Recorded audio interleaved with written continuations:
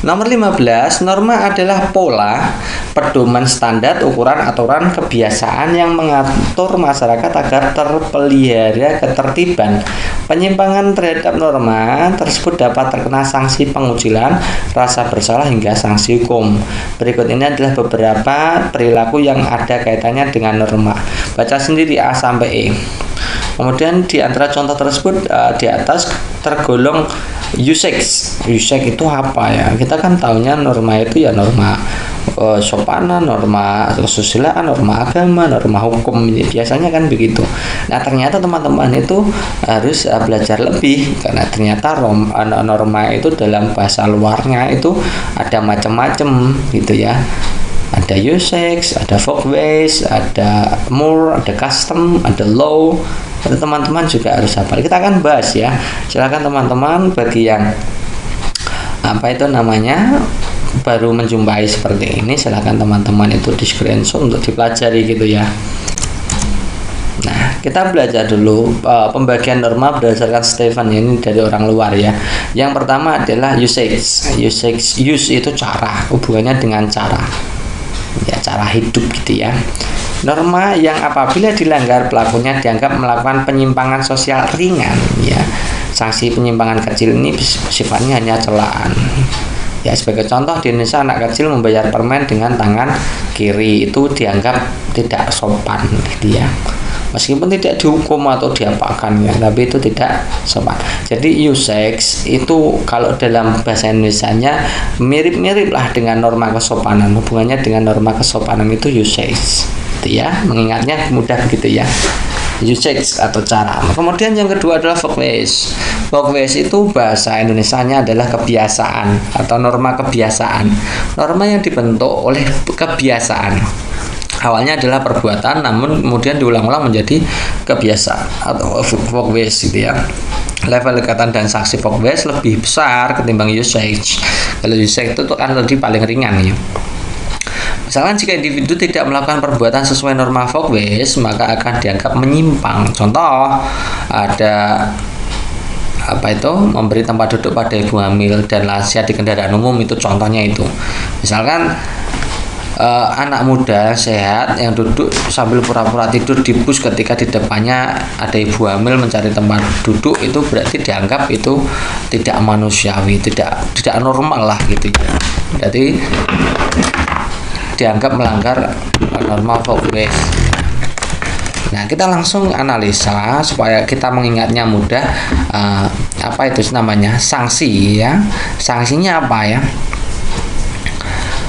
Sanksinya adalah menimbulkan rasa malu, rasa bersalah bagi pelakunya. Jadi subjeknya adalah pelakunya, gitu ya. Pelakunya sebagai subjek dan sebagai objek juga ya. Kalau usage tadi sanksinya adalah dianggap tidak sopan. Jadi yang menganggap tidak sopan orang lain. Kalau yang folkways itu rasa malu, bersalah bagi pelakunya ya.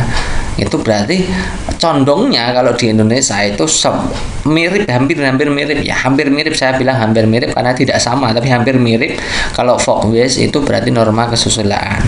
Hampir sama ya. Kalau usage itu norma kesopanan, kalau folkways itu norma kesusilaan. Seperti itu, saya bilang seperti itu ya. Kemudian yang ketiga adalah mores. Mores itu adalah tata perilaku, yaitu norma yang dibentuk oleh kebiasaan yang mengatur perilaku individu agar teratur, atau hukum masyarakat. Ini dianggap mores ya, hukum di masyarakat. Ini bagi pelanggarnya itu biasanya dapat hukum dari masyarakat, mendapat hukuman dari masyarakat ya. Contohnya begini, ada kegiatan mores mengatur kita untuk tidak menjadi kanibal atau memakan manusia ya, memakan daging manusia. Ketika kita ditemukan sedang makan daging manusia, maka kita mendapatkan sanksi yang keras ya, bisa hukuman atau minimal tidak lagi dianggap sebagai manusia. Dia mores ya. Mores itu anggap saja kalau di Indonesia itu seperti norma hukum tapi berlaku di masyarakat, tidak di penjara tapi dihukum oleh masyarakat ya. Kemudian yang keempat adalah custom, itu adat, norma adat. Ini hubungannya dengan adat ya teman-teman. Adat istiadat meliputi tata kelakuan yang menyatu pada pola perilaku masyarakat ya. Contohnya adalah misalkan tentang pernikahan, adat pernikahan dan lain-lain itu ya. Itu adat masing-masing daerah punya custom berbeda-beda atau adat berbeda-beda. Yang terakhir adalah law atau hukum. Ini teman-teman juga sudah tahu kalau melanggar itu pasti mendapatkan sanksi. Ini sama dengan di Indonesia ya, dan norma hukum itu ya. Nah, kita akan analisa mana yang termasuk usage. Kata kuncinya tadi apa? Yang pertama sanksinya ringan, paling ringan itu usage. Yang kedua paling sanksinya adalah tidak dianggap sopan atau dianggap tidak sopan lah gitu. Dianggap tidak sopan itu usage. Kita lihat yang A. Jika terpaksa bersendawa dilakukan dengan sopan. Nah, ini hubungannya dengan usage ya. Ngaben merupakan pembakaran mayat di Bali. Proses pembakaran mayat di Bali ini termasuk adat atau custom ya, ini custom. Jadi ini bukan. Menyapa dengan ramah. Menyapa dengan ramah itu masuknya folk ways, bersalaman gitu ya. Kalau misalkan bertemu dengan teman-teman tidak bersalaman tuh rasanya gimana gitu ya. Berarti masuknya di folk ways. Model bajunya misalkan tidak umum dengan temannya, itu nanti akan malu. Nah, proses malu ini juga termasuk di usage ya, tidak sopan. Kalau bajunya misalkan pakai rok mini kan tidak sopan ya dia, meskipun itu juga tidak ada hukumnya, paling-paling ya dianggap tidak sopan gitu ya. Potongan rambut yang sedang menjadi tren. Nah, misalkan tren masyarakat itu sedang tren-trennya misalkan rambut rapi, maka ini masuknya di folk ways gitu ya. Ways. Kalau tidak sama nanti ya merasa bersalah karena tidak mengikuti tren gitu ya. Ways. Jadi jawaban yang paling tepat adalah opsi A, D. Yang A dan D. Yang A dan D berarti jawaban yang paling tepat adalah A gitu ya. Yang 20, Bu Dewi sedang merancang pembelajaran dengan tujuan mencermati ungkapan atau kalimat saran, masukan, penyelesaian masalah sederhana dalam bentuk teks tulis. Ini yang diminta, tujuannya dilihat teman-teman, mencermati ungkapan. Jadi fokusnya tujuannya adalah mencermati ungkapan. KKO-nya adalah mencermati ya. Yang ditanyakan adalah kegiatan awal. Oke, kita lihat ya. Yang A, konsep kalimat, ungkapan, saran dan penyelesaian masalah. Kegiatan awal tidak langsung ke konsep, yaitu di kegiatan inti, jadi bukan. Yang B, mengajak siswa untuk memecahkan masalah sehari-hari. Ini juga bukan, ini bukan masuk di kegiatan awal gitu ya teman-teman. Memecahkan masalah sehari-hari ini masuknya di kegiatan inti. Kemudian yang C, mengajak siswa untuk mencermati suatu permasalahan dan cara penyelesaiannya. Ini ada mencermati suatu permasalahan dan cara penyelesaiannya, ini masuk gitu ya.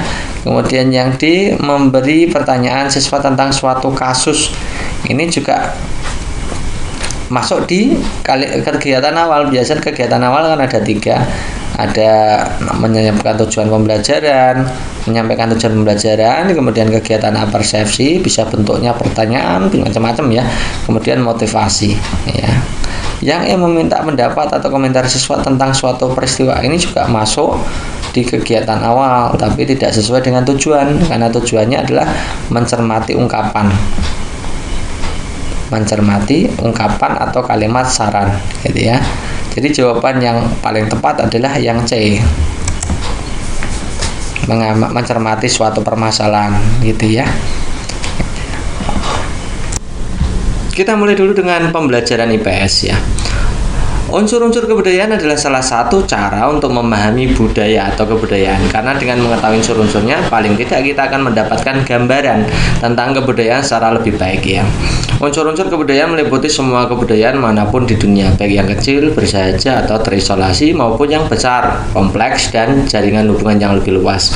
Urutan unsur kebudayaan universal dari yang paling sulit ke paling mudah berubah adalah titik-titik. Sistem religi, teknologi, kemasyarakatan, dan kesenian. Ini ya kita lihat opsi pilihan gandanya, berarti kita harus mempelajari apa itu unsur-unsur budaya dulu ya teman-teman ya.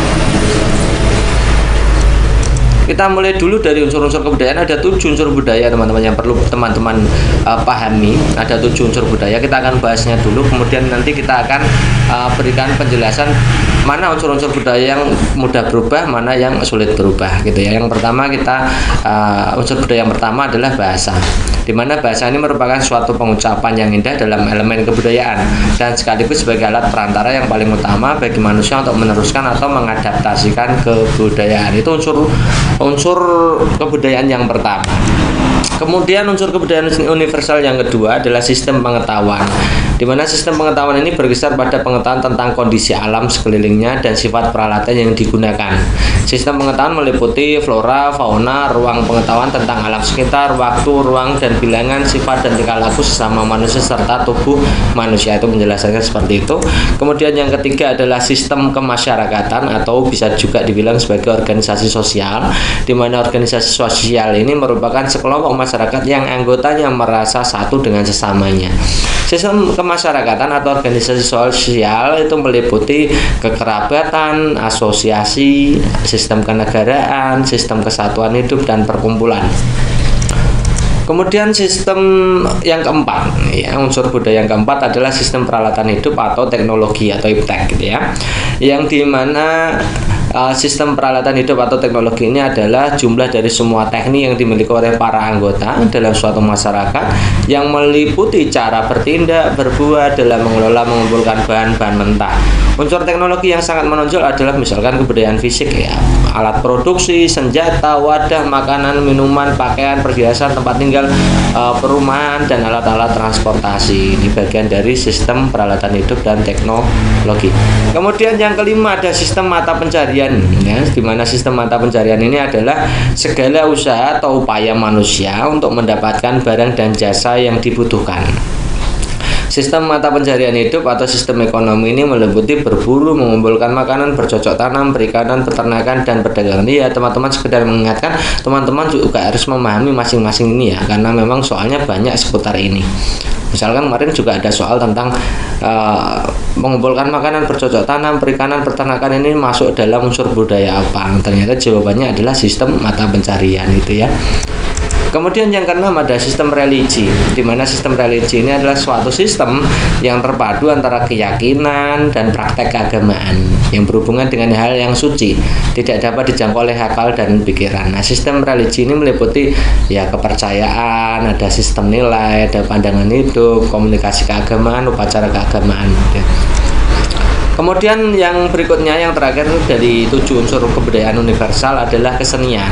Ini secara sederhana kesenian ini dapat diartikan sebagai segala hasrat manusia terhadap keindahan atau estetika. Bentuk keindahan yang beraneka ragam ini muncul sebagai permainan imajinatif dan kreatif. Ya, ada 7 unsur kebudayaan, teman-teman harus hafal ini ya. Kemudian kita akan pelajari ada faktor-faktor ini, kita harus belajar faktor-faktor yang menyebabkan perubahan budaya. Karena ini tadi kita berbicara tentang unsur budaya yang mudah berubah. Berarti kita harus belajar dulu apa-apa yang menyebabkan perubahan budaya itu. Yang pertama ada perubahan jumlah penduduk, ada penemuan-penemuan baru, ada terjadinya konflik, peperangan di suatu wilayah, dan adanya kebudayaan dari luar yang masuk ke Indonesia. Ini yang mempengaruhi. Jadi nanti kita akan analisa faktor yang mempengaruhi ini ke dalam unsur-unsur budaya tadi. Nah, dari situ kita bisa membuat kesimpulan bahwa unsur-unsur budaya yang paling mudah berubah dari yang sulit menuju mudah, ya, paling mudah. Dari yang mudah itu ada 3 ini: kesenian, mata pencarian ekonomi, kemudian peralatan teknologi. Nah, terutama kesenian itu yang paling mudah ya yang dari bawah ini ya. Sistem peralatan teknologi ini paling mudah, kemudian mata pencarian, baru kesenian gitu ya. Urutannya kita sudah urutkan dari yang lebih sulit ke yang lebih mudah. Ini yang paling mudah berubah. Kemudian ada unsur budaya yang paling sukar berubah. Ini dari yang besar ke yang kecil ya. Ada religi ini yang paling sulit berubah, kemudian kemasyarakatan juga sulit, kemudian sistem bahasa. Ini urutannya seperti itu ya. Nah, Dari apa yang sudah kita paparkan, tentu saja kita bisa jawab urutan budaya universal yang paling sulit ke paling mudah. Yang paling sulit ya memang sistem religi, tadi kita sudah belajar ya. Sistem religi, kemudian sistem kemasyarakatan, kemudian kesenian, baru teknologi. Jadi teman-teman kalau paham ini maka bisa menjawab soal ini dengan mudah ya. Tapi memang soal-soal seperti ini termasuk dalam kategori soal HOTS. Ya soalnya berat ini ya teman-teman. Harus memahami satu persatu gitu ya. Nomor 5 teman-teman. Pak Chandra membelajarkan konsep pertumbuhan melalui model inquiry. Nah, peserta didik diminta untuk memperkirakan bahwa cahaya sangat berpengaruh terhadap pertumbuhan tanaman. Di antara pilihan berikut, tahapan model inquiry yang harus dilakukan peserta didik sebelum dapat membuktikan bahwa cahaya mempengaruhi atau berpengaruh terhadap pertumbuhan tanaman yaitu apa? Apakah A merumuskan masalah berdasarkan temuan fakta di lingkungannya? Apakah B melakukan percobaan menurut rencana yang sudah dilakukan? Apakah C menafsirkan data yang dikumpulkan dari hasil pengamatan? Apakah D merancang percobaan berdasarkan jawaban sementara? Apakah E mengajukan hipotesis sebagai jawaban terhadap rumusan? Oke teman-teman, coba perhatikan. Jadi langkah-langkah untuk inquiry atau discovery. Kenapa ini saya pilih yang discovery ya, bukan inquiry-nya ya? Karena di situ ada tahap pembuktian. Ini condongnya ke discovery gitu ya. Kita lihat langkah-langkahnya, kita pahami satu persatu langkah inquiry atau discovery itu. Yang pertama itu pemberian simulasi ya, simulasi. Guru mulai bertanya dengan mengajukan persoalan, menyuruh anak didik membaca atau mendengarkan uraian yang memuat permasalahan. Itu pertama diberikan stimulasi. Kemudian yang kedua itu dimasukkan ke problem statement. Jadi anak-anak diberikan kesempatan mengidentifikasi berbagai masalah. Sebagian besar memilihnya yang dipandang paling menarik dan fleksibel untuk dipecahkan. Itu intinya. Permasalahan yang dipilih itu selanjutnya akan dirumuskan dalam bentuk pertanyaan atau hipotesis, yakni pertanyaan sebagai jawaban sementara atas pertanyaan yang diajukan. Jadi merumuskan hipotesis itu masuknya di problem statement. Intinya di situ ya. Kemudian data collection, setelah kita merumuskan hipotesis atau jawaban sementara ya, maka kita harus mengumpulkan data ya sebagai bahan untuk nanti untuk pembuktian data processing juga ya. Data-data dikumpulkan untuk memecahkan masalah ini, untuk menjawab hipotesis ini. Untuk menjawab pertanyaan atau membuktikan benar tidaknya hipotesis, anak diberikan kesempatan untuk mengumpulkan berbagai informasi yang relevan, bisa membaca literatur, mengamati objek, wawancara dengan narasumber, melakukan dengan uji coba sendiri dan sebagainya. Itu masuknya di data collection. Kemudian setelah data dikumpulkan atau data collection, kemudian datanya diolah atau diproses, atau dalam bahasa Inggrisnya data processing. Semua informasi hasil bacaan, wawancara, observasi dan sebagainya semuanya diolah, diacak, diklasifikasi, ditabulasi, bahkan bila perlu dihitung dengan cara tertentu serta ditafsirkan. Jadi setelah data dikumpulkan kemudian diolah, ditafsirkan ya. Masuk ditafsirkan ini masuknya di data processing ya, processing. Kemudian setelah diolah, ditafsirkan, kemudian baru ke tahap berikutnya yaitu verification atau pembuktian. Ya, berdasarkan hasil pengolahan dan tafsiran atau informasi yang ada, pertanyaan atau hipotesis yang telah dirumuskan terlebih dahulu yang dulu ya. Kemudian dicek apakah terjawab atau tidak, dicek apakah terjawab atau tidak. Ini tahap menjawab hipotesa ya, verifikasi atau pembuktian itu menjawab hipotesis. Nah, apabila terbukti, apakah terbukti atau tidak, intinya di situ. Ini tahap pembuktian itu. Kemudian yang keenam, melakukan generalisasi berdasarkan hasil verifikasi. Anak didik belajar untuk dapat menarik kesimpulan ya. Tadi pertanyaannya adalah langkah apa yang dilakukan sebelum ke tahap pembuktian. Ini kan berarti masuknya di tahap processing. Ini tahap pembuktian. Berarti data sebelumnya berarti adalah data processing langkah nomor 4. Sekarang kita jawab pertanyaannya tadi ya. Ini pertanyaannya tadi ini. Kita lihat tadi ya, langkah-langkahnya kita tuliskan di sini. Ada simulasi, problem statement, data collecting, data processing, verifikasi atau pembuktian dan generalisasi. Oke, kita jawab. Berarti sebelum pembuktian itu berarti masuknya data processing. Nomor 4 berarti. Kita ambil yang A, merumuskan masalah berdasarkan temuan fakta. Nah, perumusan masalah tadi masuknya di problem statement. Berarti langkah nomor 2. Melakukan percobaan. Melakukan percobaan itu berarti tahapnya data collection, ya. Data collection nomor 3 berarti. Menafsirkan data berarti masuknya di data processing. Keempat berarti. Merancang percobaan. Perancangan percobaan itu bersamaan dengan data collection, berarti nomor 3, ya. Kemudian yang E, mengajukan hipotesis, ini masuknya di problem statement, tadi kita sudah bahas, ya, nomor 2. Jadi data yang digunakan sebelum ke pembuktian, langkah yang dilakukan sebelum tahap pembuktian adalah data processing, berarti nomor 4. Jadi jawabannya adalah C. Nomor 9. Kita diminta untuk membaca ilustrasi. Ilustrasinya begini. Alex dan Mary adalah suami istri yang bernegara A. Ya, di mana negara A itu asasnya asas ius soli. Mereka berdomisili di negara B yang berstatus asas ius sanguinis. Kemudian dilahirkan anak mereka, yaitu Amel. Dari ilustrasi di atas, status keluarga negaraan Amel apa? Coba kita bahas satu persatu, ya. Kita lihat, ya. Kalau ius soli itu menjadi keluarga negara itu jika tempat lahirnya, tempat lahirnya itu di negara itu, ya. Jadi hubungannya dengan tempat lahir. Kalau Alex dan Mary itu bernegara A, menganut asas ius soli, maka tempat lahirnya Alex dan Mary itu di, ya, A itu, ya, gitu. Kemudian kalau ius sanguinis itu berdasarkan keturunan atau anaknya dari siapa. Misalkan anak dari negara A, maka dia anaknya harus berkeluarga negaraan A, gitu, ya. Dasarnya adalah pertalian darah atau keturunan, gitu. Nah, kita lihat ini kita lihat satu persatu. Apa itu studi kasusnya? Oke, saya tuliskan di sini. Jadi Alex dan Mary itu bukan warga negara B yang jelas, ya. Kan Alex dan Mary kan berkeluarga negaraan A. Dia berdomisili atau tinggal di negara B, tapi bukan warga negara B, ya, karena dia warga negara A, ya. Jadi Alex dan Mary itu bukan warga negara B, ya.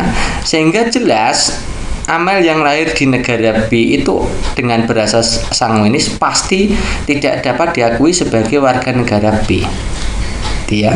Kenapa? Karena orang tuanya, kalau asas sanguinis tadi itu kan berdasarkan keturunannya.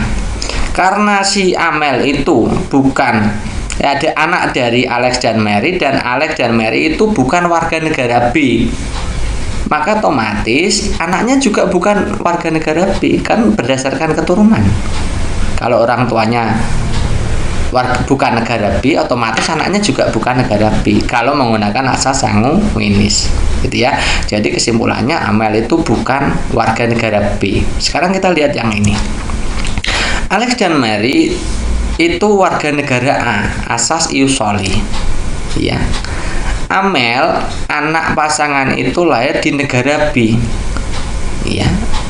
Kalau asas ius soli itu tempat lahir, padahal Amel itu tidak dilahirkan di A, maka otomatis Amel itu bukan warga negara A. Seseorang dianggap warga negara A jika lahirnya di A, padahal Amel itu lahirnya di B, ya kan? Amel itu lahirnya di B, maka bisa dipastikan bahwa Amel itu bukan warga negara A. Jadi Amel bukan warga negara A, Amel juga bukan warga negara B, gitu, ya. Berarti tidak punya kewarganegaraan, ya, atau apartheid, ya. Nomor 11. Ketika Pak Anton akan melakukan kegiatan pembelajaran dengan topik tata surya, ia melakukan pre-test terlebih dahulu dengan maksud ingin mengetahui pengetahuan dan keterampilan yang telah dimiliki peserta didiknya sebagai patokan untuk memulai pembahasan topik tersebut. Hal ini berarti Pak Anton memberikan karakteristik memperhatikan karakteristik peserta didik dalam hal titik-titik. Apakah perkembangan emosi, perkembangan motorik, perkembangan sosial, kemampuan awal, atau motivasi belajar. Nah, di situ tulisannya teman-teman adalah kasusnya adalah pre-test atau tes sebelum pembelajaran. Nah, tujuannya adalah untuk mengetahui kemampuan awalnya. Kemampuannya seperti apa. Jadi jawaban yang paling tepat adalah kemampuan awal, gitu ya. Menguji tingkat pengetahuan peserta terhadap materi yang akan disampaikan. Kegiatan pretest dilakukan sebelum kegiatan pembelajaran diberikan. Nah, tadi kita sudah beri. Ini ya, manfaatnya apa? Untuk mengetahui kemampuan awal. Kalau post test itu untuk memperoleh gambaran tentang kemampuan yang telah dicapai setelah berakhirnya penyampaian pelajaran. Kalau post test itu contohnya di perkembangan emosi opsi A itu hasil dari post test, ya. Perkembangan motorik itu juga post test, perkembangan sosial itu juga post test. Motivasi belajar itu tahunya ya dari post test, bukan dari pre-test, gitu ya. Jadi jawabannya yang merupakan karakteristik peserta didik pada soal itu adalah kemampuan awal.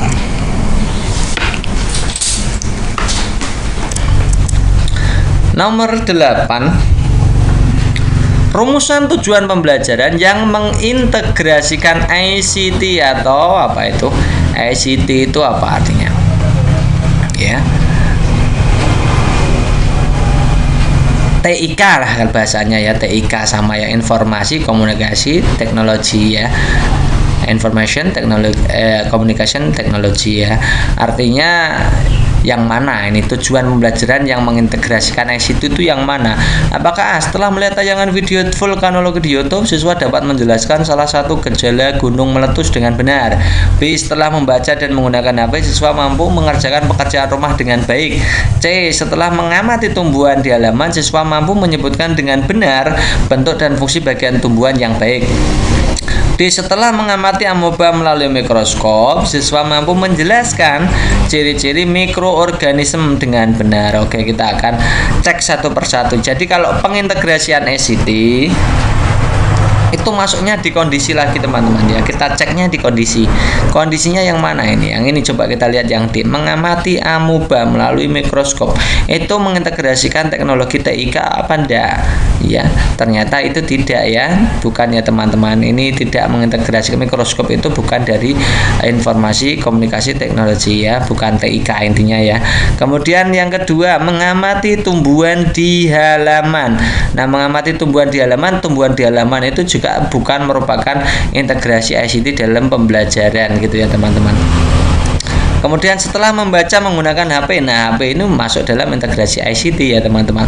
Tapi yang dilihat yang ini, mengerjakan pekerjaan rumah, berarti bukan termasuk dari bagian pembelajaran ya, bagian berlangsungnya pembelajaran ya, intinya gitu ya. Kalau yang ini bukan, berarti D ini yang paling benar. Melihat tayangan video itu jelas di YouTube itu termasuk integrasi ICT, menjelaskan salah satu gejala gunung meletus dengan benar. Nah, betul itu teman-teman, bisa diukur ya. Kalau mengerjakan pekerjaan rumah, itu apa hubungannya dengan pembelajaran ya, sedikit sekali ya. Jadi yang paling relevan adalah jawabannya yang A teman-teman. Nomor 9, teknik penilaian dengan cara melibatkan sesama peserta didik disebut sebagai apa? Apakah general assessment, apakah B peer assessment, apakah C paper and pencil test, apakah D self assessment. Jadi yang ada hubungannya dengan keterkaitan peserta didik dalam penilaian ya, itu ada dua jenis, yaitu self assessment dan peer assessment. Kalau self assessment menurut Booth tahun 91 itu artinya keterlibatan pelajar dalam mengidentifikasi kriteria atau standar untuk diterapkan dalam belajar dan membuat keputusan mengenai pencapaian kriteria dan standar tersebut ya. Ini terkait dengan masing-masing pribadi peserta didik ya. Kemudian yang peer assessment itu sebuah proses di mana seorang pelajar menilai hasil belajar temannya atau pelajar lainnya yang berada pada level yang sama gitu ya. Intinya apa? Pada peer assessment itu melibatkan sesama peserta didik untuk menilai teman yang lain ya. Kalau sesama peserta didik itu berarti menilai peserta didik lain. Kalau yang self assessment itu bukan sesama peserta didik tapi masing-masing peserta didik. Nah, berbeda ya. Jadi jawaban yang nomor 9 itu yang tepat adalah peer assessment. karena di situ adalah sesama peserta didik. Kalau melibatkan peserta didik saja itu berarti nanti masuknya di self assessment. Bedanya seperti itu ya teman-teman, coba diingat-ingat gitu ya. Nah, next nomor 10. Refleksi pembelajaran dilakukan bersama dengan peserta didik oleh guru pada tahap apa? Apakah inti, pendahuluan, penutup, penyimpulan? Coba perhatikan teman-teman bahwa langkah-langkah pembelajaran itu kan terdiri dari 3 tahapan, yaitu tahap pendahuluan, tahap inti, dan tahap penutup gitu ya. Langkah pendahuluan, langkah inti, langkah penutup ya. Nah, 3 tahap itu kalian harus paham benar kira-kira apa saja kegiatan yang ada di situ. Itu wujud dari Anda itu sebagai guru yang profesional pedagogik ya. Ada semua gitu ya. Kemudian pendahuluan itu isinya apa saja? Yang pertama adalah menyiapkan peserta didik fisik maupun mental untuk mengikuti. Itu artinya tahapannya adalah tahap pengkondisian. Yang ada di pendahuluan itu pengkondisian. Kemudian ada tahap persepsi, artinya mereview lagi pembelajaran yang lalu yang ada hubungannya dengan pembelajaran sekarang gitu ya. Kemudian motivasi, memberikan dorongan atau memberikan motivasi untuk belajar lebih giat lagi ya, atau memberikan motivasi tentang pentingnya pembelajaran materi ini untuk kehidupan kalian dalam kehidupan sehari-hari. Intinya di situ motivasi. Kemudian yang langkah berikutnya pada kegiatan pendahuluan itu harus ada penyampaian tujuan pembelajaran, prosedur pembelajaran yang akan dilakukan. Misalkan kalau menggunakan model tertentu berarti nanti ya disampaikan kepada siswa atau peserta didik. Nanti kita akan menggunakan model ini, langkah-langkahnya harus ini gitu. Harus dijelaskan. Itu masuknya di tahap pendahuluan.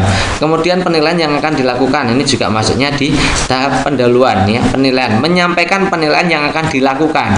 Bukan kegiatan penilaiannya ya teman-teman, tapi melakukan menyampaikan nanti penilaiannya akan seperti apa. Itu intinya di kegiatan pendahuluan.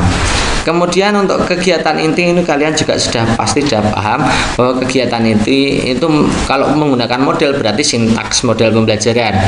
Kalau menggunakan metode ya langkah-langkah dalam melaksanakan metode pembelajaran. Intinya di situ. Kemudian untuk penutup itu ada refleksi pembelajaran, kemudian ada evaluasi. Ya, itu intinya di situ. Jadi refleksi pembelajaran itu dilakukan pada kegiatan apa? Jelas jawabannya adalah penutup pembelajaran. Ya, jawaban yang paling benar adalah yang C. Nomor 5, perhatikan tabel sifat kubus dan balok. Nah, berarti kita harus tahu kubus baloknya. Gambarnya seperti ini teman-teman. Yang sebelah kiri itu kubus, yang sebelah kanan itu balok. Gitu ya. Kita lihat kubus yang nomor 1 memiliki 6 sisi, benar. Sisinya bagian depan, bagian belakang, kanan 1, kiri 1, atas 1, bawah 1. Jadi ada 6. Gitu ya. Sisi itu bidangnya, permukaannya. Beda ya antara bangun datar dengan bangun ruang. Kalau sisi pada bangun ruang itu menandakan bidang atau permukaannya. Ya, nomor 1 berarti benar, kita centang aja. Kemudian nomor 2, semua rusuk sama panjang. Pada kubus apakah semua rusuknya sama panjang? Yes. Jadi semuanya kubus, semua rusuk pada kubus sama panjang.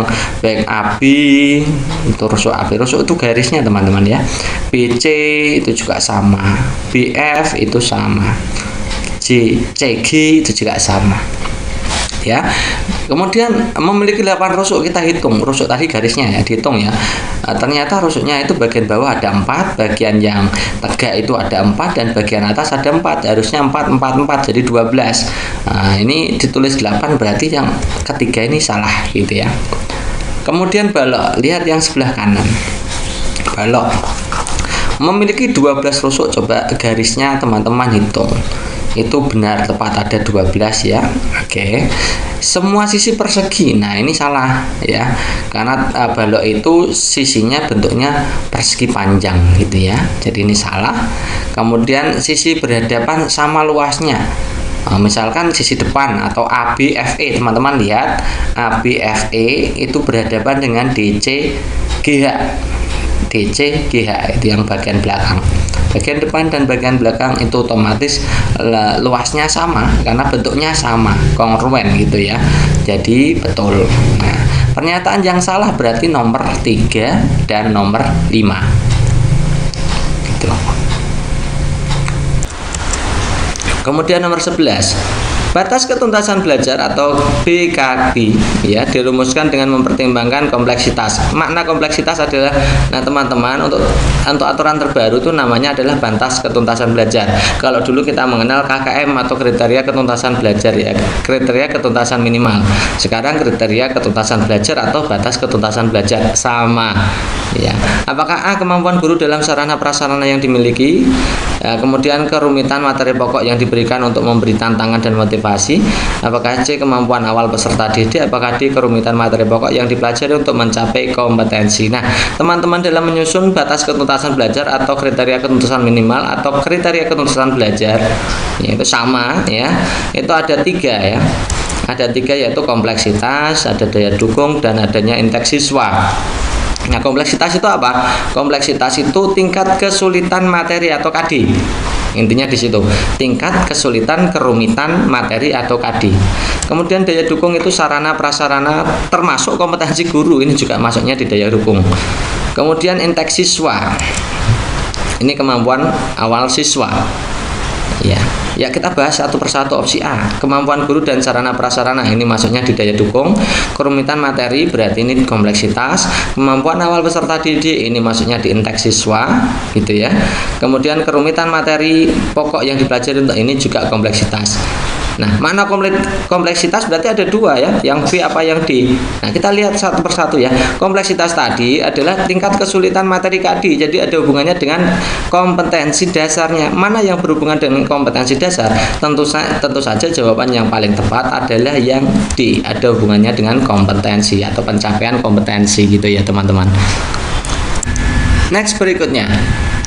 Menurut Gegne, ya, pengalaman belajar yang diperoleh melalui analisis suatu objek dengan memperhatikan ciri-ciri spesifik itu disebut apa? Apakah sinyal, diskriminasi, asosiasi verbal, atau konsep aplikasi?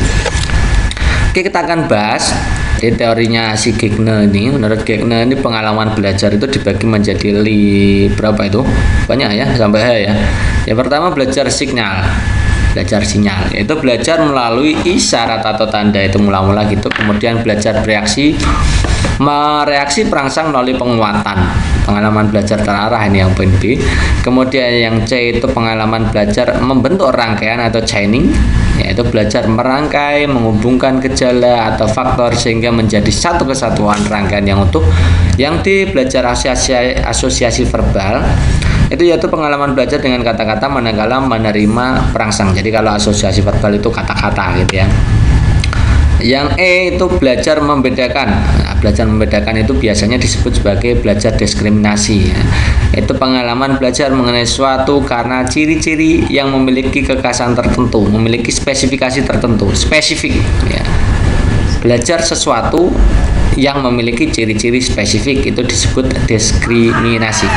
Kemudian belajar konsep, itu pengalaman belajar menentukan ciri atau atribut dari objek yang dipelajarinya sehingga objek tersebut ditempatkan dalam klasifikasi tertentu. Kemudian G belajar aturan atau hukum, yaitu pengalaman belajar dengan menghubungkan konsep-konsep. Kalau menghubungkan konsep-konsep berarti masuknya belajar aturan atau hukum. Kemudian yang H itu belajar problem solving, itu dimana belajar ini adalah pengalaman belajar untuk memecahkan suatu persoalan melalui penggabungan beberapa kaidah atau aturan. Ini urut-urutan dari belajar Gegne ya, pengalaman belajarnya. Jadi kita bisa jawab ya teman-teman. Tahapan untuk menurut Gegne pengalaman belajar yang diperoleh melalui analisis suatu objek dengan memperhatikan ciri-ciri spesifik. Tadi kita sudah bahas ya. Kalau sinyal itu belajar melalui syarat atau tanda. Kalau diskriminasi itu belajar karena suatu ciri-ciri yang spesifik atau yang khas ya. Kalau asosiasi verbal belajar dengan kata-kata. Belajar konsep ini belajar menentukan ciri ya dari suatu objek yang dipelajari sehingga objek tersebut kemudian diklasifikasikan tertentu. Kalau belajar aplikatif itu disebut juga belajar aturan atau hukum. Ini pengalaman belajar dengan menghubungkan konsep-konsep. Jadi jawaban yang tepat mana? Pengalaman belajar, analisis objek dengan memperhatikan ciri-ciri spesifik atau khas. Ya. Ciri-ciri spesifik atau khas masuknya berarti di B. Ya. Diskriminasi.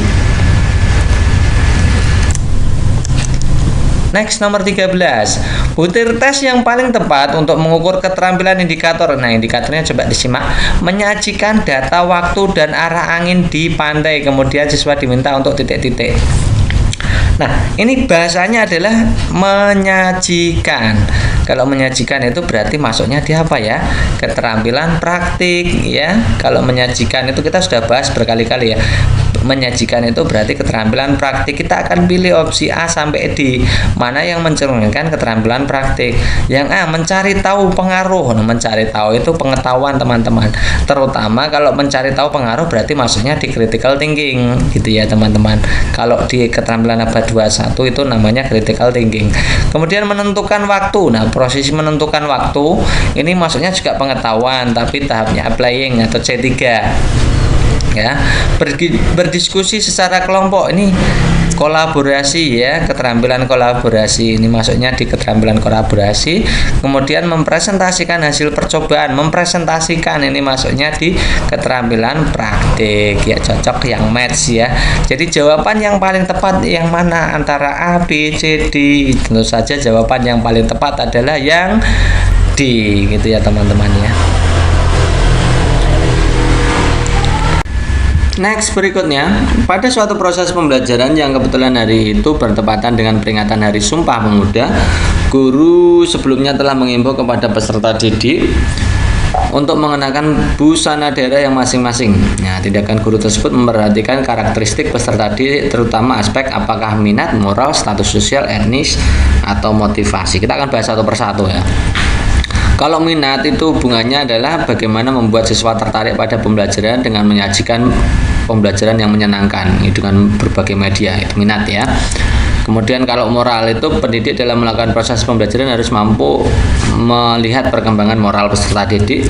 Kalau status sosial itu jangan sampai membeda-bedakan atau diskriminatif terhadap pelayanan pembelajaran ya, ini karena memang banyak sekali status sosial yang berbeda. Ya, latar belakang ekonomi, kedudukan, jabatan dan lain-lain ya, itu namanya status sosial. Kemudian yang etnis itu menggunakan bahasa yang dapat dimengerti oleh peserta didik, memberikan contoh-contoh dalam memperjelas tema yang sedang dibahasnya, juga contoh yang dapat dimengerti atau dipahami. Ini contohnya ini menggunakan bahasa karena berbeda-beda ya etnisnya. Kemudian kalau motivasi itu menginformasikan pentingnya manfaat, kemudian menginformasikan tujuan yang dicapai dalam proses pembelajaran, memberikan humor, menggunakan media pembelajaran, memberikan reward, hadiah, pujian, memberikan semangat, itu motivasi. Pada soal ini tentang peringatan Sumpah Pemuda tapi mengenakan busana daerah. Busana daerah ini ya sama dengan etnis ya. Etnis menggunakan bahasa, ini menggunakan busana itu sama. Jadi jawaban yang tepat adalah etnis.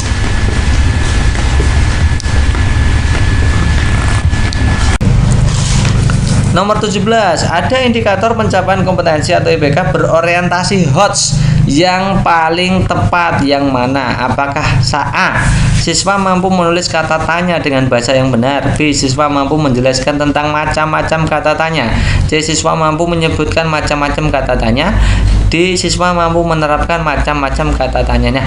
Tadi kita juga sudah bahas ya teman-teman ya, bahwa IPK yang berorientasi HOTS itu cirinya adalah yang masuk dalam kategori berpikir tingkat tinggi atau berpikir tingkat tinggi itu masuknya di C4 ke atas, C5, C6 ya, C4, C5, C6 gitu ya. Nah, kita mengingat dulu ya masing-masing dari taksonomi Bloom yang sudah direvisi oleh Cadwell ya. Itu dimulai dari C1, mengingat. C1 itu mengingat. Kata kerjanya yang biasa digunakan adalah mengingat, mendaftar, mengulang, meniru, menyebutkan, menulis. Nah, menulis ini juga masuk di C1 teman-teman. Tapi menulisnya berbeda, misalkan menulis huruf B gitu saja itu masuknya di C1. Menulis kalimat apa itu juga C1. Kalau menuliskan sendiri itu masuknya nanti di C4. Bedanya gitu. Kalau C2 itu memahami, yang dikatakan paham itu biasanya kata kerjanya ya bisa menjelaskan, bisa mengklasifikasi, menerima, melaporkan dan lain-lain. Kemudian C3 itu mengaplikasi Contohnya menggunakan, mendemonstrasikan, mengilustrasikan, mengoperasikan, menentukan, melakukan, dan lain-lain. Kemudian C4 menganalisis. Itu contohnya membandingkan, memeriksa, mengkritisi, menguji, menelaah, menganalisis, menghubungkan, menuliskan. Nah, menuliskan ini juga masuk di C4 ya. Menuliskannya berbeda dengan menuliskan di C1 ya. Nanti kita lihat ya bahasanya ya. C5 itu melakukan evaluasi, artinya mengambil keputusan sendiri. Biasanya kata kerja yang digunakan secara lazim untuk semua mapel ya, itu menyimpulkan, mengevaluasi, menilai, menyanggah, memutuskan, memilih, mendukung, menggeneralisasi, itu maksudnya dievaluasi. Yang terakhir adalah C6, itu adalah mencipta. Nah, mencipta itu artinya apa? Melakukan mengkreasi ide atau gagasan sendiri.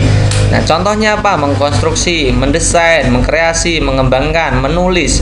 Menulis juga masuknya di C6 juga ya teman-teman ya ternyata. Jadi menulis itu masuk C1, C4, C6, tapi berbeda ya. Misalkan menulis novel itu masuknya mencipta.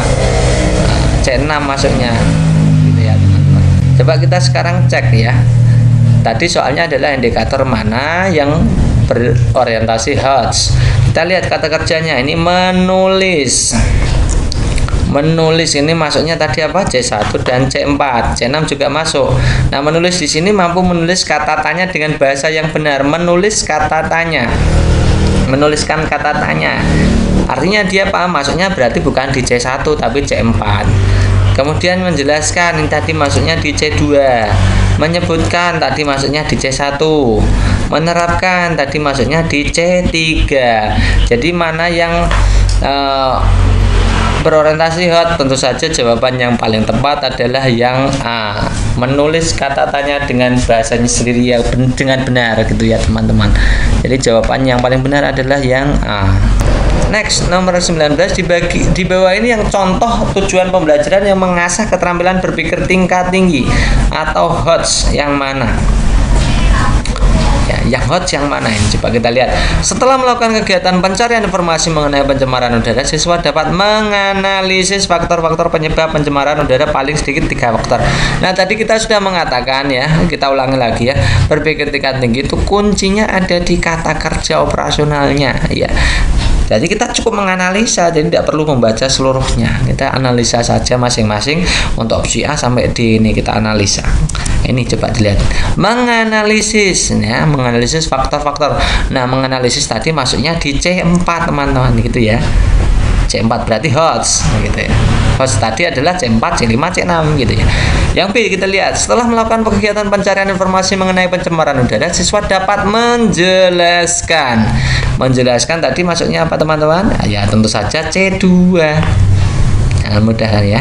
Kemudian C, setelah melakukan kegiatan pencarian informasi mengenai pencemaran udara, siswa dapat menjelaskan faktor-faktor penyebab pencemaran udara pada ketiga. Ini juga menjelaskan, berarti masuknya di C2 juga. Kemudian setelah melakukan kegiatan pencarian informasi mengenai pencemaran udara, siswa dapat memahami faktor penyebab pencemaran udara paling sedikit 3 faktor. Ini juga masuknya di C2. Mana tujuan pembelajaran yang mengasah keterampilan berpikir tingkat tinggi yang HOTS yang mana? Nah, tadi saya mengatakan bahwa yang HOTS itu yang C4, C5, C6. Jadi jawaban yang paling tepat adalah yang A. Oke, yang soal kedua, waktu, ruang, peristiwa adalah 3 dimensi yang satu sama lain saling berhubungan. Ketiga dimensi tersebut berkaitan dengan kehidupan manusia. Kesatuan 3 dimensi waktu, ruang, atau peristiwa yang berkaitan dengan manusia dalam sejarah memberikan pengertian bahwa titik-titik. Apakah A, perubahan dan keberlanjutan peristiwa? B, sejarah adalah peristiwa yang terjadi pada kurun waktu tertentu. C, perubahan adalah hakikat sejarah. D, manusia berada di tempat tertentu di dunia. E, sejarah dibuat oleh manusia. Nah, kita akan bahas satu persatu ya, hubungan antara waktu, ruang, dan peristiwa. Oke, jadi kita pahami dulu 3 unsur dari sejarah itu ada ruang, ada waktu, dan ada manusianya itu sendiri. Nah, keterkaitan antara ruang dan sejarah misalnya ya. Ruang itu proses terjadinya peristiwa atau tempat jalan berlangsungnya peristiwa itu namanya ruang. Jadi hubungannya ruang dengan sejarah, paham ya? Jadi tempat atau tempat terjadinya peristiwa itu namanya ruang. Kemudian hubungannya antara ruang dengan sejarah. Yang kedua, hubungannya antara manusia dengan sejarah. Manusia itu sebagai subjek dan sekaligus objek dalam sejarah. Ya, unsur kedua manusia. Unsur pertama tadi adalah ruang, yang kedua adalah manusia. Kenapa? Manusia sebagai subjek artinya manusia itu pelaku sejarah. Sejarah pada hakikatnya adalah hasil perbuatan manusia, itu namanya subjek sejarah. Kemudian kalau manusia sebagai objek sejarah, itu artinya manusia adalah pokok pembicaraan atau kajian atau penelitian dan sebagainya dalam sejarah. Jadi hubungan antara manusia dengan sejarah, kan ada tiga tadi ya, unsur dari sejarah itu ada ruang, ada waktu, dan ada manusia. Nah ini hubungannya manusia dengan sejarah kita sudah jelaskan. Kemudian kita akan hubungkan ruang, waktu, manusia dalam proses peristiwa sejarah. Jadi ruang dan waktu dan manusia itu sendiri melakukan interaksi secara runut atau kronologis, serta berkesinambungan sehingga membentuk apa yang dinamai dengan sejarah. Itu tiga-tiganya ini saling berkaitan satu sama yang lain. Nah, kita kembali ke soal. Waktu, ruang, peristiwa adalah tiga dimensi yang satu sama lain saling berhubungan. Tadi kita sudah jelaskan ya. Ketiga dimensi tersebut berkaitan dengan kehidupan manusia. Kesatuan tiga dimensi, waktu, ruang, peristiwa yang berkaitan dengan manusia dalam sejarah memberikan pengertian bahwa titik-titik. Ya, kita bahas satu persatu. Opsi A, lihat ya. Perubahan dan keberlanjutan peristiwa. Perubahan dan keberlanjutan peristiwa tadi adalah hubungan antara waktu dengan sejarah. Kita sudah belajar tadi ya. Kemudian sejarah adalah peristiwa yang terjadi pada, ini tiga-tiganya ada. Sejarah adalah, nah tadi makna sejarah tadi hubungannya dengan waktu, ruang, manusia. Tadi tiga-tiganya ya, makna sejarah tadi ya. Kemudian perubahan adalah hakikat sejarah. Perubahan tadi hubungannya antara waktu dengan sejarah. Ya. Masyarakat manusia berada di tempat. Nah, ada hubungannya dengan tempat, berarti hubungannya dengan tempat dan dengan sejarah, atau ruang dengan sejarah. Sejarah dibuat oleh manusia, berarti manusia sebagai subjek, maka ini hubungannya antara manusia dengan sejarah. Jadi yang tiga-tiganya ada hubungannya, berarti yang opsi B. Gitu ya teman-teman ya. Cara jawabnya gitu. Ini memang butuh analisa panjang gitu ya, sehingga teman-teman nanti bisa jawab dengan pas tepat. Next, nomor 20 di bawah ini yang termasuk dalam kegiatan pendahuluan. Yang mana ini tentu saja kalian juga bisa jawab semua ya. Nah, kita langsung aja. Opsi A, mengkomunikasikan temuan masalah. Jadi tahap mengkomunikasikan itu biasanya masuk di, misalkan di pembelajaran saintifik ya. Di saintifik itu masuknya di langkah pembelajaran teman-teman. Ini masuk di langkah pembelajaran ya, termasuk dari sintak pembelajaran. Mengolah, mengasosiasi, ini juga sintak pembelajarannya di langkah pembelajaran. Kemudian mengevaluasi, kegiatan evaluasi itu bisa masuk di langkah pembelajaran, bisa masuk di penilaian, tapi kebanyakan langkah penilaian itu di penutup. Menyampaikan bahan menarik perhatian, ini masuknya di kegiatan apersepsi teman-teman ya. Apersepsi ini masuknya di pendahuluan. Jadi jawaban yang paling tepat adalah yang D. Nah, kemudian kita akan hubungkan antara waktu dengan sejarah. Tadi ruang sudah, kemudian manusia sudah, kemudian kita yang belajar yang berikutnya adalah hubungan antara keterkaitan waktu dengan sejarah. Jadi ada 4 hal keterkaitan antara waktu dengan peristiwa sejarah. Yang pertama adalah perkembangan, di mana perkembangan masyarakat itu terjadi jika berturut-turut masyarakat bergerak dari satu bentuk ke bentuk lainnya, dari yang sederhana ke bentuk yang lebih kompleks. Contohnya perkembangan masyarakat manusia dari masa lampau hingga masa sekarang, dari sederhana menuju kompleks. Jadi hubungan waktu yang pertama adalah perkembangan. Yang kedua adalah adanya kesinambungan teman-teman. Jadi kesinambungan terjadi jika suatu masyarakat baru hanya melaksanakan adopsi lembaga-lembaga yang lama. Kemudian yang ketiga adalah pengulangan, di mana pengulangan itu terjadi jika peristiwa yang pernah terjadi di masa lampau itu terjadi lagi di masa selanjutnya. Contohnya seperti jatuhnya kekuasaan Presiden Soekarno akibat aksi-aksi para mahasiswa, kemudian juga terjadi lagi gitu ya. Kemudian yang terakhir adalah adanya perubahan, di mana perubahan itu terjadi jika masyarakat mengalami pergeseran. Sama halnya seperti perkembangan, akan tetapi asumsinya adalah dengan adanya perkembangan besar-besaran serta dalam waktu yang relatif singkat. Ini ada perubahan yang umumnya sering terjadi akibat pengaruh dari luar. Jadi ada empat hal hubungan keterkaitan antara waktu dengan sejarah, yaitu perkembangan, kesinambungan, pengulangan, dan perubahan. Berikutnya, masyarakat adalah bagian dari kebudayaan. Nah, kebudayaan lahir dari sumbangsih masyarakat terhadap kehidupan yang dijalani dalam memenuhi segala kebutuhan yang meliputi kebutuhan sandang, pangan, papan. Bagaimana mengatasi kesulitan dalam pemenuhan kebutuhan atau mengelola kebutuhan yang terbatas untuk jangka waktu yang panjang adalah bagian dari sebuah kebudayaan yang lahir dalam kehidupan manusia. Dengan demikian, makna fungsi budaya dalam masyarakat adalah dengan demikian maka fungsi budaya. Jadi kita akan belajar fungsi budaya. Coba kita lihat teman-teman untuk diksi ini teman-teman ya. Ini bagaimana mengatasi kesulitan dalam pemenuhan kebutuhan. Nah, ini terkait dengan bagaimana mengatasi ini kan masih dalam tahapan ide atau gagasan ya. Karena ini masuk dalam tahapan ide atau gagasan, belum bentuk karya, belum bentuk adaptasi, belum bentuk komunikasi ataupun interaksi, maka ini disebut dalam fungsi budaya sebagai berpikir ya. Ini masih bagaimana mengatasi ini berarti masih dalam bentuk ide ya teman-teman ya. Cara menjawabnya seperti itu. Next, ilmu ekonomi merupakan suatu studi tentang perilaku dan masyarakat dalam memilih, menggunakan sumber daya yang langka dan yang memiliki beberapa alternatif penggunaan untuk dapat memproduksi berbagai komoditi, kemudian menyalurkannya baik saat ini maupun di masa depan pada berbagai individu dan kelompok yang ada dalam suatu masyarakat. Nah, berdasarkan ilmu ekonomi tersebut maka pernyataan yang sesuai kita akan analisa satu persatu teman-teman ya. Yang A, orang kaya tidak perlu menerapkan prinsip ekonomi. Tidak mungkin ya. Ini tidak mungkin, tidak bisa ya. Semua manusia harus menerapkan prinsip ekonomi ya. Modal sedikit-sedikitnya untuk mendapatkan hasil sebanyak-banyaknya.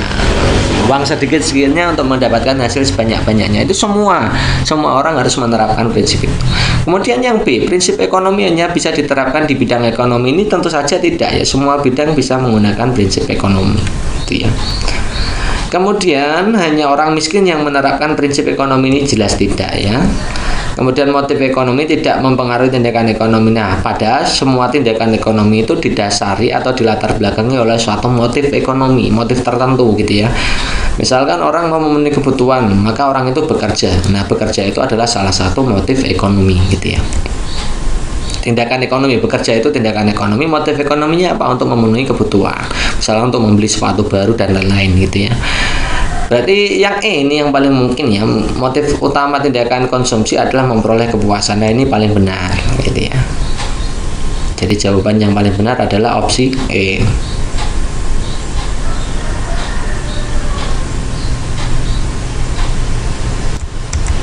Next berikutnya, pada musim buah jeruk keberadaan penjual buah tersebut marak di pasaran dan di pinggir jalan. Kebutuhan manusia pun terhadap buah jeruk terpenuhi seketika itu. Nah, bertambahnya terus permintaan seringkali tidak berbanding lurus dengan pasokan buah jeruk atau penawaran yang menawarkan buah jeruk. Kondisi demikian mengakibatkan titik-titik. Lihat opsi pilihan gandanya. Ini hubungannya antara harga keseimbangan dan jumlah barang gitu ya. Jadi kita akan bahas ini. Kita lihat masing-masing pilihan gandanya ya. Harga keseimbangan turun, jumlah harga yang diperdagangkan bertambah. Harga keseimbangan turun, jumlah yang diperdagangkan berkurang. Nah, ini hubungannya dengan itu ya. Langsung saja kita bahas satu persatu. Ini yang diketahui adalah bertambahnya terus permintaan. Meskipun di atasnya itu ada ilustrasi pada musim buah jeruk keberadaan penjual marak di pasaran, tapi kita langsung fokus ke soalnya. Kadang-kadang soal itu namanya apa ya, dikacaukan dengan ilustrasinya dan pertanyaannya kadang-kadang tidak tepat gitu ya. Bertambahnya terus permintaan ya, tidak berbanding lurus dengan pasokan atau ketersediaan. Ini yang menjadi pertanyaan yang ini teman-teman. Fokusnya yang ini, yang atas itu pengecoh gitu ya. Oke, kita harus belajar untuk hukum keseimbangan harga ya. Yang pertama, jika banyak permintaan atau pembelinya banyak, permintaan itu banyak, permintaan itu artinya pembeli ya. Jika pembelinya banyak, meningkat, dan stok ketersediaan atau yang menjual termasuk barangnya yang tersedia itu sedikit atau menurun atau berkurang, maka harga otomatis naik, harga keseimbangannya naik, itu yang meningkat. Kemudian jika stoknya itu yang meningkat tapi permintaan atau pembelinya itu turun, maka harganya akan turun. Itu sesederhana itu yang dinamakan hukum keseimbangan. Nah, mudahnya begini, jika barang yang di pasaran itu melimpah, pembelinya tetap atau berkurang atau sedikit, maka nanti harganya akan turun. Jika pembelinya itu sedikit, jika pembelinya itu banyak, yang butuh itu banyak, tapi barangnya langka, maka nanti barangnya akan naik. Itu kan hukum alamnya seperti itu ya, hukum keseimbangannya. Nah, berarti kita bisa jawab ya. Kita lihat opsi A, harga keseimbangan turun, jumlah harga keseimbangan turun ini tidak ya, karena yang tambah permintaannya atau pembelinya bertambah. Pembelinya bertambah, maka keseimbangan harganya tidak mungkin turun ya. B juga tidak. Yang C, harga keseimbangan naik ya, betul. Jumlah yang barang yang diperdagangkan berkurang, benar. Yang C benar. Yang C benar ya. Yang D, harga keseimbangan naik, benar. Jumlah barang yang diperdagangkan bertambah, tidak mungkin ya, harusnya turun atau berkurang. Yang E, harga keseimbangan naik, jumlah harga yang diperdagangkan tidak berubah. Next, berikutnya kita beralih ke matematika ya. Teman-teman, silahkan teman-teman perhatikan baik-baik. Sebenarnya matematika itu bukan soal-soal yang sulit ya, cuma kita itu memang jarang melatihnya. Nanti kalau teman-teman banyak berlatih, itu saya kira teman-teman itu akan mudah sekali dalam mengerjakan seperti ini. Kita sudah sajikan bagaimana tekniknya supaya teman-teman itu mudah memahami. Silahkan simak ya, jangan dianggap matematikanya nanti hanya sedikit ya, nanti kita tidak usah belajar itu. Lumayan ya teman-teman, sebenarnya hal sepele nanti bisa membantu dalam hal kelulusan passing grade untuk P3K ya, untuk bersaing dengan kompetitor yang lain gitu tentunya. Oke, sebuah pekerjaan perbaikan jalan direncanakan selesai pada waktu 60 hari. Jadi perbaikan jalan itu selesainya 60 hari gitu ya, kalau dikerjakan 20 pekerja. Nah, setelah 12 hari kerja, pekerjaan itu ternyata dihentikan selama 8 hari. Ingat teman-teman, tadi rencananya 60 hari, ini sudah bekerja 12 hari, kemudian dihentikan 8 hari. Jika kemampuan setiap pekerja dianggap sama dan agar pembangunan selesai tepat waktu, kan berhenti 8 hari, tapi inginnya tetap selesai, maka perlu tambahan pekerja kan ya, supaya selesainya tepat waktu 60 hari tadi ya. Maka pekerjaan tambahan yang diperlukan adalah titik-titik. Nah, teman-teman, ini kalau ada soal seperti ini, intinya ada perubahan rencana seperti ini, ada waktu berhenti, maka saya sudah buatkan rumus sederhananya seperti ini teman-teman. Silakan teman-teman pahami ini. Yang pertama teman-teman harus paham PM itu saya singkat dengan pekerja mula-mula. Pekerja mula-mula rencananya berapa.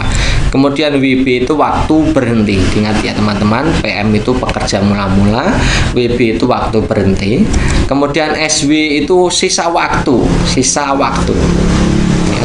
Kemudian yang TP itu tambahan pekerja yang ditanyakan kan banyaknya pekerja tambahan atau tambahan pekerjanya. Oke ya. Sekarang kita lihat pekerja mula-mula pada soal ini kan rencananya ada 20 pekerja, maka pekerja mula-mulanya kita tulis 20 kan gitu ya, mudah ya. Kemudian waktu berhenti WB-nya, dilihat WB-nya waktu berhenti dihentikan berapa hari tadi ya, 8 hari, maka kita tulis di sini 8 hari. Tuh. Kemudian kita lihat sisa waktunya 60 hari, kan tadi rencananya 60 hari, kemudian sudah dikerjakan 12 hari, kemudian berhenti lagi 8 hari, maka sisa waktunya tinggal 60, kita kurangi dengan apa yang sudah dikerjakan 12 hari, kemudian berhentinya 8 hari ya. Kemudian tambahan pekerjanya kita simbolkan X saja. X tadi adalah tambahan pekerja. Nah, berarti kita bisa tulis 20 per X ya, 20 per X sama dengan 60 dikurangi 12 dikurangi 8 itu 40 teman-teman ya, per 8. Bagaimana cara mencari X? Sederhana begini teman-teman. Teman-teman coba lihat angka 40, X dan 40 itu kan bersilangan ya kan. X itu silangannya dengan 40, maka cara menghitung X-nya ya silangannya ditaruh di bawah. Berarti 20 dikalikan 8, disilangkan ya, 20 kalikan 8, kemudian yang bagian bawah itu selalu silangannya dengan X. 40. 20 kali 8 itu hasilnya adalah 160 dibagi dengan 40. Nolnya bisa teman-teman buang, berarti angkanya jadi 16 dibagi 4. 16 kalau kita bagi 4 hasilnya kan 4. Nah, sesederhana ini teman-teman. Jadi eman-eman banget gitu ya. Eman-eman banget atau sayang sekali jika teman-teman tidak paham. Tinggal menghafalkan 4 ini. Pekerja mula-mula, waktu berhenti, sisa waktu, dan tambahan pekerja, maka selesai soal yang sesulit ini jadi mudah gitu ya. Jawabannya adalah 4 pekerja. Next berikutnya, ini juga soalnya agak lumayan rumit ya. Ini makanya jadi request, Bang, tolong dong Bang ini dibahas. Oke, kita akan bahas. Terdapat 2 buah kelompok data sebagai berikut. Data kelompok pertama yaitu 2AA346. Jadi ada 6 data ini ya. 2AA346. Rata-ratanya C. Kemudian data kelompok kedua itu ada 2CC4621, ada 7 data, rata-ratanya 7A. Nilai C-nya berapa? Oke, kita simak gini ya. Yang kelompok pertama itu rumus untuk menghitung rata-rata kan kita jumlah, kita bagi dengan banyaknya data. Kita jumlah 2AA346, kita tambahkan, kemudian banyaknya data kan ada 1, 2, 3, 4, 5, 6, ada 6 gitu ya. Rata-ratanya kita masukkan, tadi rata-ratanya adalah C. 2 ditambah 3 itu 5, ditambah 4 itu 9, ditambah 6 itu berarti 15. A ditambah A ketemunya 2A, berarti 15 ditambah 2A per 6. Nah, per 6 ini kan kita pindahkan ke ruas kiri. 6 itu di ruas kanan, karena di situ per, maka kalau per itu bagi ya teman-teman. Kalau kita pindahkan ruas ke ruas kiri, maka kita kalikan, jadi 6 kali C atau 6C itu sama dengan 15 ditambah 2A. Nah, kita bisa disederhanakan, kita ubah ke variabel A saja ya.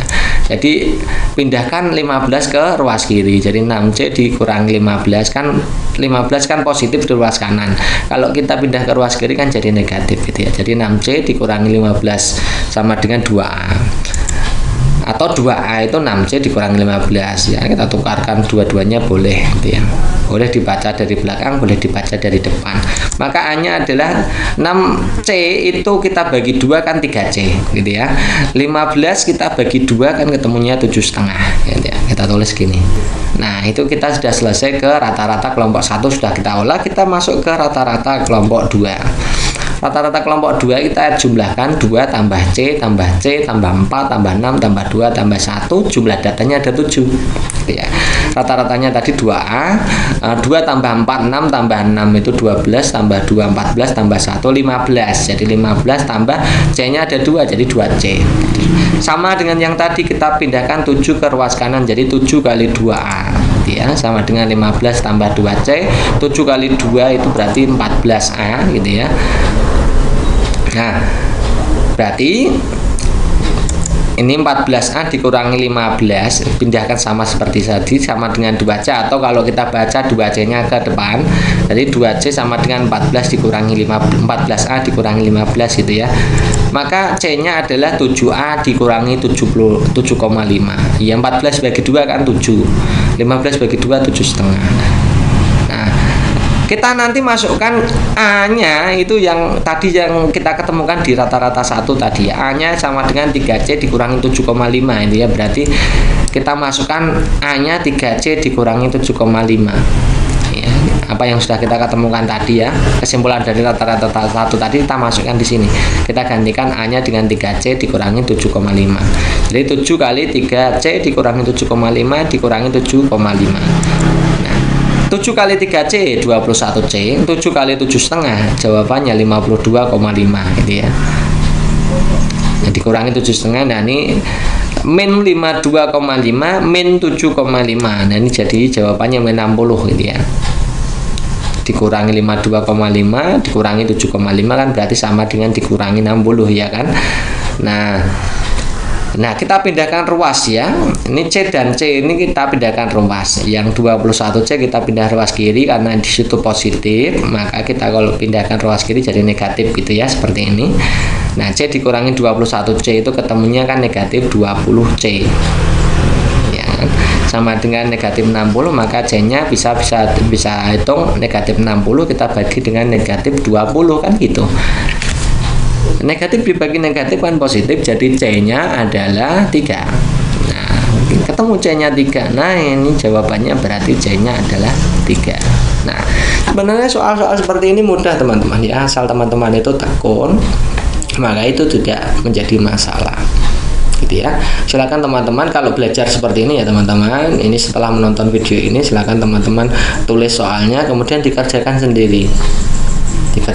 Kalau tidak bisa baca lagi di videonya seperti apa. Kalau masih salah ya, kemudian ditulis lagi. Gitu ya, caranya begitu. Kemudian nanti kita cari soal-soal yang lain yang kira-kira sama cara pengerjaannya dengan seperti ini. Nah, nanti baru bisa. Cara belajarnya seperti itu. Next berikutnya ini soalnya panjang sekali. Silakan teman-teman simak. Pak Nandi ingin menerapkan pembelajaran berdasarkan teori Brunner. Jadi teman-teman harus paham ya teori Brunner. Pada materi penjumlahan dua buah bilangan bulat 4 tambah 2. Secara garis besar urutan pembelajaran yang dapat dilakukan oleh Pak Nandi adalah titik-titik. Nah, kita tidak perlu membahas dulu ya untuk opsi pilihan gandanya. Nanti kita akan analisa satu persatu. Yang paling penting kita paham dulu teori Brunner. Nah, kita akan jelaskan teori Brunner. Tentunya teori Brunner teman-teman sudah hafal ya, ada 3, yaitu tahap enaktif, yang kedua tahap ikonik, dan yang ketiga adalah tahap simbolik gitu ya. Kita akan pelajari satu-satu ya. Tahap enaktif itu penyajian ini dilakukan dengan anak itu memanipulasi objek secara langsung ya. Anak memanipulasi objek secara langsung, misalkan penjumlahan 2 ditambah berapa tadi harus ada objek atau benda langsung, jumlahnya 2, kemudian ada benda langsung, objek jumlahnya berapa gitu ya. Memanipulasi objek secara langsung itu tahap pertama. Awal mulanya harus enaktif dulu. Kemudian yang kedua adalah tahap ikonik. Tahap ikonik ini bendanya tadi tidak secara langsung, sudah bentuknya bentuk gambar. Ya, bentuk gambar, bentuk grafik, gambar-gambar intinya seperti itu ya. Jadi anak-anak itu sudah tidak memanipulasi benda secara langsung, tapi benda-benda dalam wujud gambar. Misalkan gambar pulpen, gambar pensil, jumlahnya 3 gitu ya. Sudah bukan benda lagi, tapi sudah bentuk gambar. Itu tahap berikutnya. Kemudian tahap yang terakhir adalah tahap simbolik atau simbolis ya. Pada tahap ini anak-anak kan karena sudah paham tahap enaktif, sudah masuk di tahap ikonik. Kemudian yang terakhir ini anak-anak itu sudah bisa untuk menggambar atau memanipulasi bentuknya simbol. Misalkan ada 7 pensil, bukan gambarnya 7 pensil lagi, tapi bentuknya sudah menjadi angka 7. Itu anak-anak sudah bisa mengabstrasikan bahwa 7 itu berarti artinya 7 buah pensil gitu ya. Itu namanya 7 tahap simbolik gitu ya. Ada teori Brunner ada 3 ini teman-teman silakan pahami. Tentu saja teman-teman sudah banyak ya yang bisa karena kita sudah belajarnya mulai dari bulan Desember kemarin gitu ya. Bagi teman-teman yang baru gabung ya silahkan teman-teman itu nanti belajar dari awal Desember. Videonya dari Desember sudah kita terbitkan, mungkin ada ratusan video ya. Jadi teman-teman itu harus belajar satu persatu, step by step gitu ya. Oke, kembali ke soal. Jadi kita langsung analisis satu persatu dari opsi A. Tadi urutannya apa? Enaktif, ikonik, simbolik. Urutannya harus seperti itu, tidak boleh berubah ya. Kita lihat yang opsi A. Menggunakan benda konkret berarti itu adalah enaktif. Siswa diminta menghitung semua penghapus, kemudian menyimbolkan. Nah, berarti ini simbolik ya. Selanjutnya menggambarkan, berarti ini enaktif. Ini jelas salah ya teman-teman. Urutannya kenapa enaktif, simbolik, ikonik? Harusnya kan enaktif, ikonik, simbolik. Jadi ini opsi A ini jelas salah. Urutannya tidak tepat. Yang B, menggambar model gambar. Menggambar model ini berarti ikonik. Ini jelas salah ya. Yang kedua menyimbolkan, ini simbolik, kemudian baru enaktif, ini jelas salah. Ya, urutannya tidak tepat. Yang C, menggunakan benda konkret itu berarti enaktif, benar. Kemudian menggambarkan model penghapus ini berarti ikonik, benar. Kemudian menyimbolkan berarti simbolik, benar. Ini yang opsi C ini benar. Kemudian yang D, menggambarkan model gambar penghapus. Menggambar model penghapus itu ikonik, kemudian menggunakan benda konkret itu enaktif, baru simbolik. Ini jelas salah. Yang terakhir menyimbolkan atau menulis operasi ini simbolik dulu, baru ikonik. kemudian baru inaktif. Ini jelas salah, ini urutannya kebalik semua. Nah, ini jawabannya salah. Jadi jawaban yang paling tepat adalah opsi C gitu ya teman-teman ya. Itu cara menjawabnya seperti itu. Sebenarnya mudah ya teman-teman.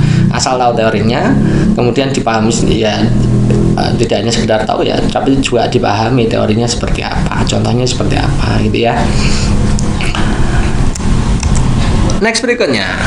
Dari 10 orang siswa yang terdiri dari 7 orang putra, 3 orang putri, dibentuk tim cerdas cermat, anggotanya 5 siswa.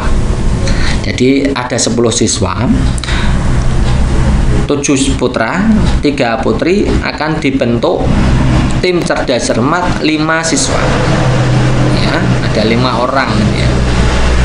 Banyak tim cerdas cermat yang dapat dibentuk jika paling banyak 2 putri. Nah, berarti berapa? Caranya ada berapa? Kita lihat teman-teman, ini putrinya kan ada 3. Nah, ini timnya akan dibuat itu maksimal dalam satu kelompok itu ya. Dalam satu tim itu 2 putri, maka kita bisa melakukan analisa seperti ini. Maksimal 2 putri, berarti kalau 2 putri berarti putranya ada 3. Ini kasus satunya seperti itu. Ya kan akan ada 5 orang tadi ya. Kalau 2 putri berarti 3 putra.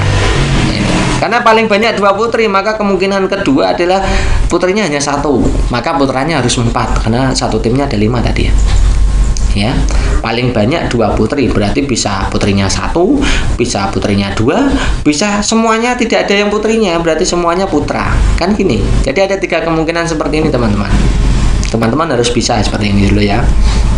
Nah, bagaimana cara menentukan banyaknya cara kalau ada 10 orang siswa ya, dipilih 5 orang tapi di situ 2 putri 3 putra. Nah, banyaknya cara kita bisa menggunakan kombinasi. Saya tulis 3273 itu maksudnya apa? Coba lihat teman-teman. 32 itu artinya yang bagian putri kita taruh depan, C yang putri itu taruh depan. C32 itu artinya putrinya tadi ada 3, ya kan? Diambil 2, kan di situ 2 putri kan?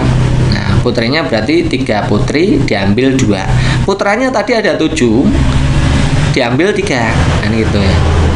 Nah, itu banyaknya cara seperti itu teman-teman ya. Kita akan menghitung C32 dulu. C32 itu caranya C32 itu 3 faktorial, 2 faktorial, yang C yang atas itu taruh 3 faktorial itu, yang bawah 2 ya 2 faktorial, dikali 3 dikurangi 2 faktorial. Faktorial itu artinya pengalian dari yang besar ke yang kecil. Kalau 3 faktorial berarti bisa ditulis dengan 3 kali 2 kali 1 gitu ya. Kemudian 2 faktorial itu berarti 2 kali 1. Nah, 3 dikurangi 2, 3 dikurangi 2 kan 1. 1 faktorial kita tulis 1 gitu saja. 3 kali 2 kali 1 itu kan 6. Ya, 6 yang bawah 2 kali 1 kali 1 2. Jadi 6 dibagi 2 ketemunya 3.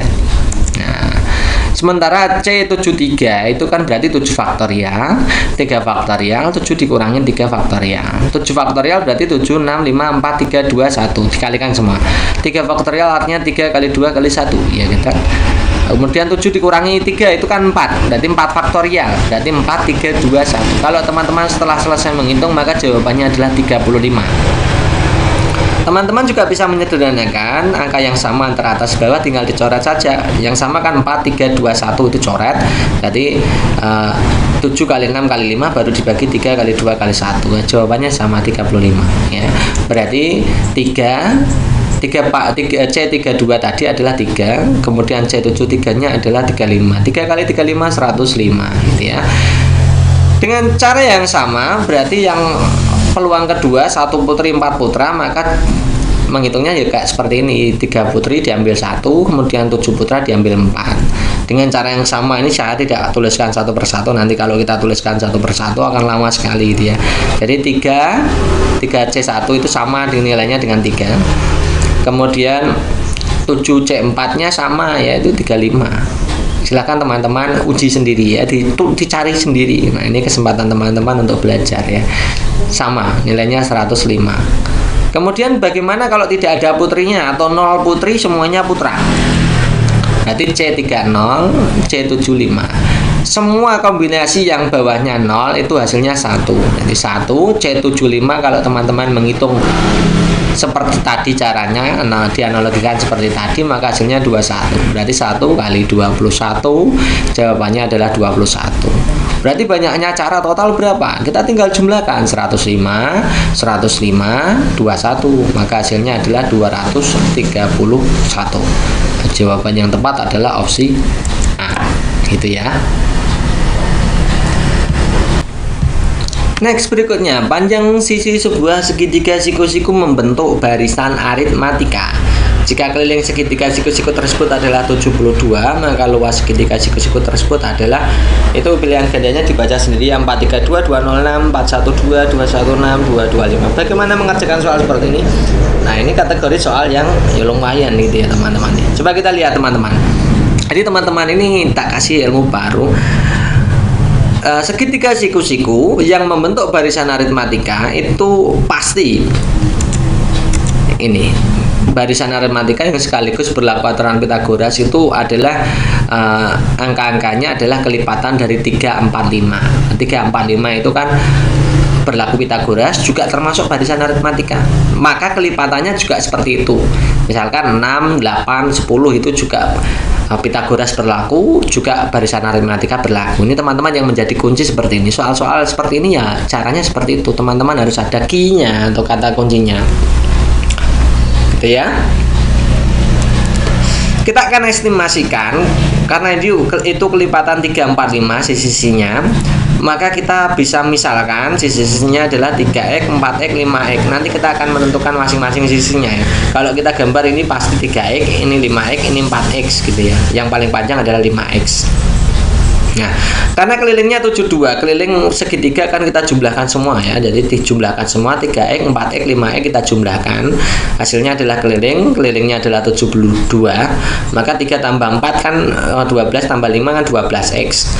12x itu 72. Maka x-nya ketemu 72, kita bagi dengan 12.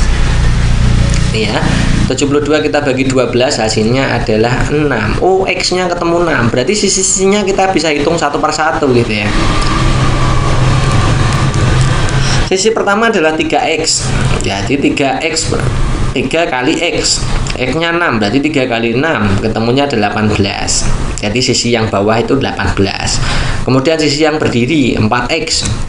Jadi 4 kali 6 ketemunya 24. Sisi yang miring berarti berapa? 5x. 5 kali 6 30. Kalau teman-teman tidak percaya itu berlaku Pitagoras, maka teman-teman bisa menguji apakah 18, 24 dan 30 itu berlaku Pitagoras. Otomatis berlaku gitu ya teman-teman ya. Nah, yang diminta di situ adalah luas segitiga, tidak hanya sisi tapi luas segitiga. Luas segitiga kan teman-teman tahu ya, alas kali tinggi bagi 2. Pada segitiga siku-siku pasti alas dan tingginya adalah sisi siku-sikunya. Teman-teman bisa membolak-balikannya. Misalkan yang 4x itu alas, yang 3x itu tinggi boleh. Yang 3x itu alas, yang 4x itu tinggi boleh. Karena pada segitiga siku-siku itu alas dan atasnya, alas dan tingginya otomatis pada sisi siku-sikunya. Sisi siku-sikunya gitu ya. Alasnya adalah 18, tingginya 24, kita bagi 2. 18 kali 24 ketemunya 432. Ya, kita bagi 2. Hasilnya adalah 216. Jadi jawaban yang paling tepat adalah 216.